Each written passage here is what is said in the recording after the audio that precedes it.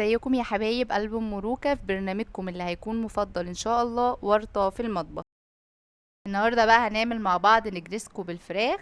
اول حاجه هنبدا بيها هي الخضار بتاعنا. عندنا طماطم وعندنا بصل وعندنا فلفل حامي او ممكن فلفل رومي او ممكن فلفل الوان على حسب المتوفر عندك. انا هعمل فلفل حامي هنا. عندنا بقى بانيه وعندنا زيتون مخلي. هبدا اقطع الخضار هنا بقى. بعد ما قطعنا الخضار بتاعنا هنقطع البانيه وهرجع لكم. هنا بقى بعد ما قطعنا البانيه على حسب الكمية المتوفرة عندكم عادي، هنجيب طاسة وهنحطها على النار وهنحط فيها معلقة سمنة صغيرة. هنسيبها تسخن كويس قوي. اهم حاجة ان الطاسة تكون سخنة. هبدأ انزل بالفراخ بتاعتي زي ما انتوا شايفين كده، وهستنى شوية مش هقلب دلوقتي، زي دقيقتين كده. بعد كده بقى هبدأ اقلب الفراخ زي ما انتوا شايفين اهو كده. اهم حاجة ان الفراخ ما تنزلش منك مية، وعشان اصلا ما تنزلش مية لازم تكون الطاسة سخنة قوي معاكي. بعد ما الفراخ خدت معانا لون هنبدأ بقى ننزل بالخضار. هننزل بالبصل والفلفل الاول، مش هننزل بالطماطم دلوقتي لحد بس ما يدبلوا معانا. هنا بقى بعد ما البصل والفلفل دبلوا معانا هنبدأ بقى ايه ننزل بالطماطم بتاعتنا.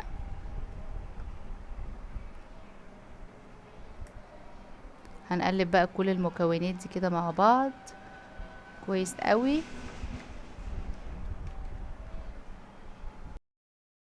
هنا بقى بعد ما مكسنا كل المكونات دي مع بعض هنغطي الطاسة وهنهدي النار لحد ما الطماطم تستوي معانا. هنبدأ بقى ننزل بالتوابل بتاعتنا. معانا معلقة من الكمون، وكمان معانا معلقة من الفلفل الأسمر، وربع معلقة من بهارات الفراخ، ومعلقة من البابريكا المدخنة، ومعلقة من الملح.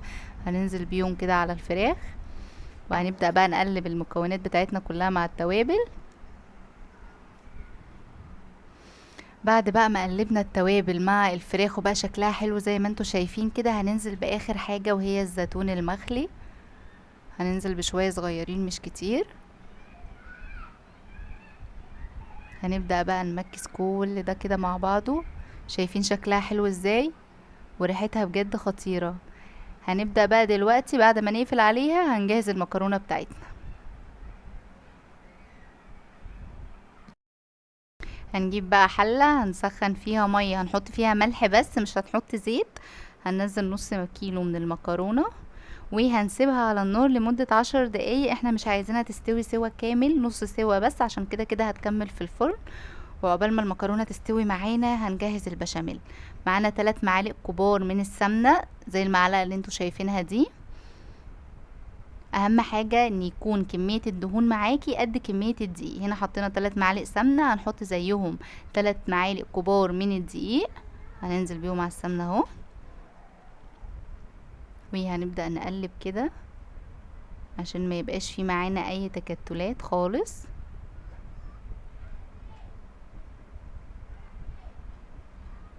كده اهو الدقيق ما بقاش فيه اي تكتلات وكل حاجة بقت تمام.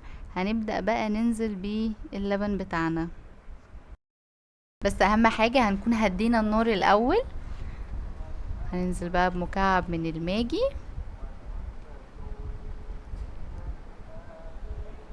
شوية فلفل اسمر صغيرين، لو في فلفل ابيض عادي.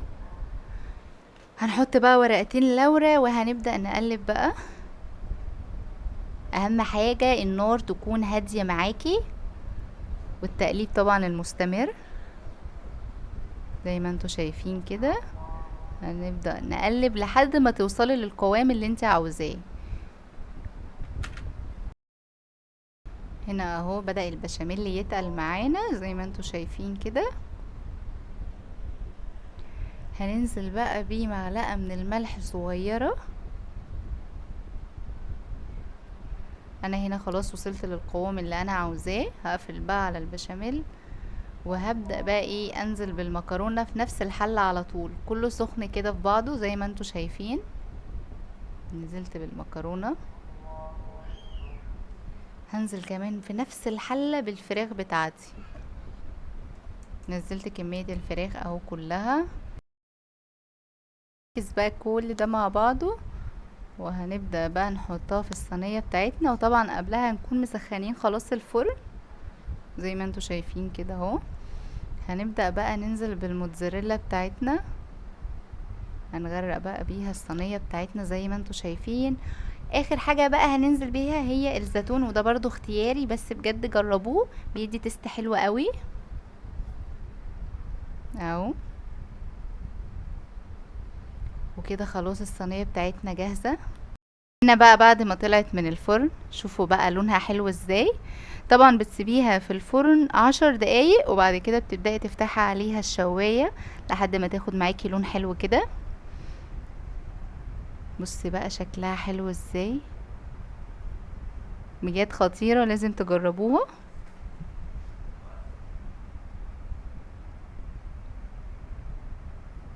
بصوا بقى، بصوا الحلاوة، بجد حلوة قوي، ومكوناتها اقتصادية وموجودة في كل بيت. بصوا بقى، ما تنسوش تعملوا لايك للفيديو وسبسكرايب للتشانل، وسلام.